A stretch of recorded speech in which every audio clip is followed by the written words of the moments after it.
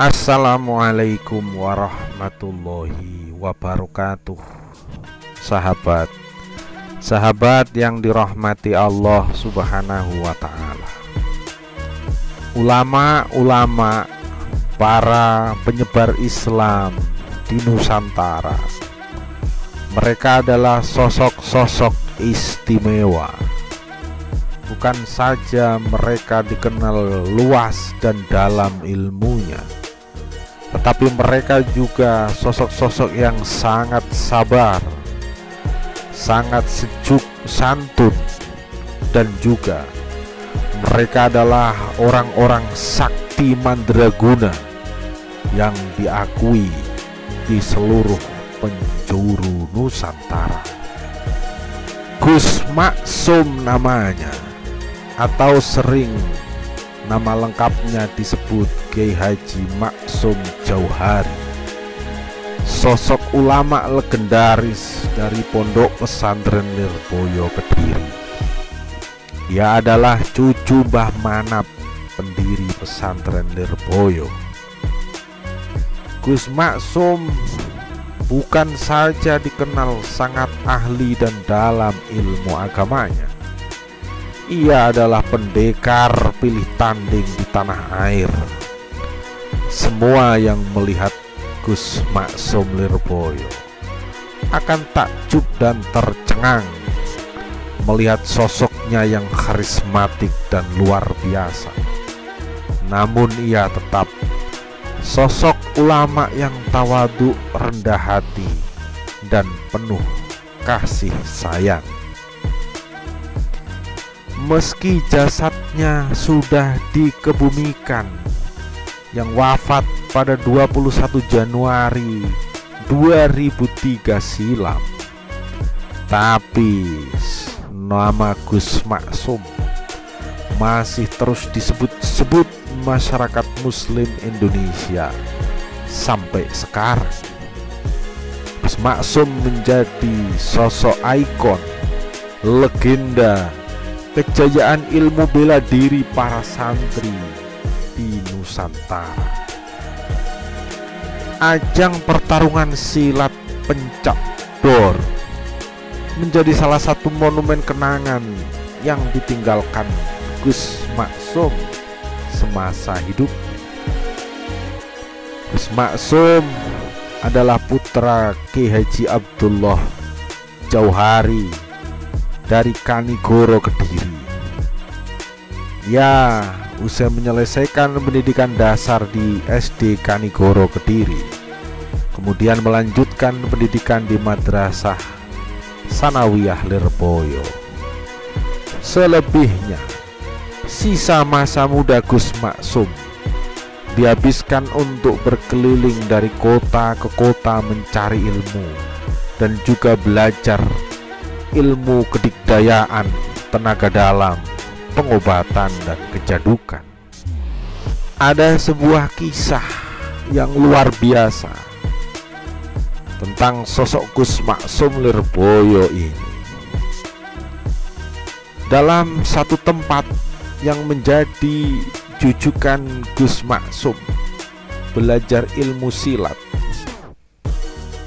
adalah Ahmad Fatoni. Ia seorang pendekar di Rengas Dingklok, Karawang, Jawa Barat, yang beraliran Cikaret dan Cikalong. Di luar itu, Gus Maksum juga berburu ilmu kepada sejumlah kiai di berbagai tempat di Nusantara. Badrul Huda Zainal Abidin, atau sering disebut Gus Bidin, keponakan Gus Maksum, disebut sebagai sosok yang mewarisi ilmu silat pamannya itu. Ya, Gus Bidin menyebut jika Gus Maksum adalah pendekar yang tidak memiliki lawan pada masanya. Rambutnya yang dibiarkan gondrong menjadi ciri khas Gus Maksum, sehingga ia dijuluki pendekar si rambut api. Konon rambut Gus Maksum itu bisa menjadi api dalam kisah Gus Pidin keponakannya. Media massa nasional pada zaman itu pernah menulis pernyataan Gus Maksum yang menantang semua dukun santet untuk menyantet dirinya. Bahkan beberapa santri menyebut upaya penyantetan kepada Gus Maksum selalu gagal total. Segala macam ilmu hitam tak akan mempan kepada diri Gus Maksum. Gus Pidin menyaksikan langsung sosok Gus Maksum itu yang luar biasa. Sosok Gus Maksum yang rambutnya bisa berubah menjadi api. Semua itu tak lain karena ridho Allah Subhanahu wa ta'ala. Ketika Lirboyo menjadi tuan rumah Muktamar Nahdlatul Ulama pada tahun 1999, yang saat itu dihadiri oleh Presiden RI bernama Ki Haji Abdurrahman Wahid atau Gus Dur, Gus Maksum berada di barisan paling depan dan menyeru kepada siapa saja yang akan mengganggu Muktamar NU di Lirboyo pasti akan berhadapan dengan dirinya, baik itu mereka yang ada di alam zahir maupun apa saja di alam gaib.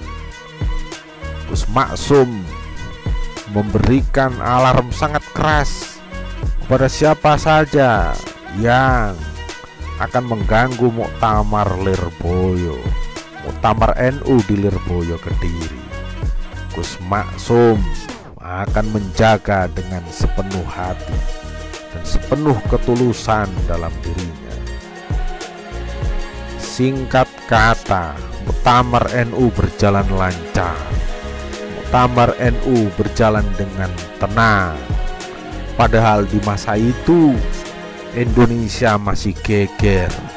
Belum lama kaum santri warga Nahdliyin dihebohkan oleh ramenya dukun santet dan naga di Banyuwangi yang kemudian menyebar di berbagai daerah kaum santri.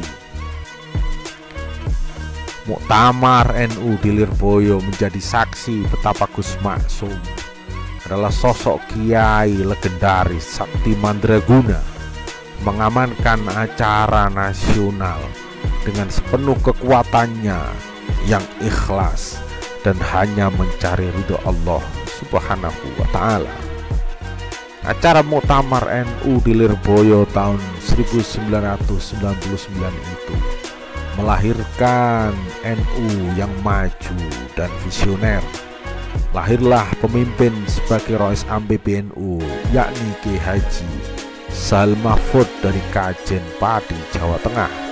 Sedangkan Ketua Umum PBNU saat itu dijabat oleh Ki Haji Ahmad Hashim Muzadi dari Malang, Jawa Timur. Semua prosesi Muktamar NU di Lirboyo tak lepas dari sosok Gus Maksum yang luar biasa. Itulah sosok Gus Maksum yang kehadirannya selalu penuh karisma, tetapi sosoknya selalu tawadu, rendah hati, dan penuh kasih sayang.